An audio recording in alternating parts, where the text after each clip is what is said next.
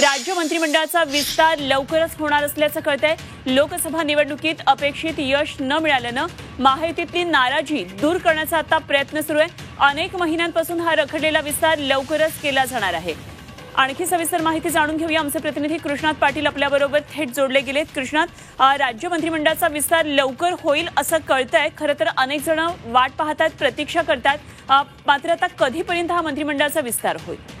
अनुपमा, केंद्रात आता नवीन सरकार स्थापन झाल्यानंतर राज्यात देखील राज्य मंत्रिमंडळाचा विस्तार करण्याची लवकरच शक्यता आहे। कारण गेल्या अनेक महिन्यांपासून हा विस्तार जो आहे तो रखडलेला आहे आणि त्यामध्ये तिन्ही पक्षातील ज्या रिक्त मंत्रिपदाच्या जागा आहेत त्यांना दिल्या जातील आणि प्रामुख्यानं या तिन्ही पक्षातील जे काही आमदार आहेत त्यांना ही मंत्रिपदाची लॉटरी लागू शकते। कारण ज्या प्रकारे आपण हे महायुतीचं सरकार स्थापन झालं, कारण सुरुवातीच्या टप्प्यात भाजप आणि शिवसेना शिंदे गट हे दोन पक्ष होते। त्यानंतर अजित पवार यांचा गट सामील झाल्यानंतर परत विस्तार करण्यात आला, परंतु अनेक पदं जी आहेत ती रिक्त ठेवण्यात आली आणि कारण पक्षात प्रत्येक पक्षात असलेली आमदारांची स्पर्धा जी आहे ती पाहता काही पदं जी आहेत ती ठेवण्यात आली, आता रिक्त ठेवण्यात आली होती। परंतु आता मात्र मंत्रिमंडळाचा विस्तार करून संबंधित आमदारांना ही मंत्रिपद जी आहेत ती दिली जाऊ शकतात आणि पक्षातली नाराजी दूर करून विधानसभा निवडणुकीच्या तयारीच्या दृष्टीनं जे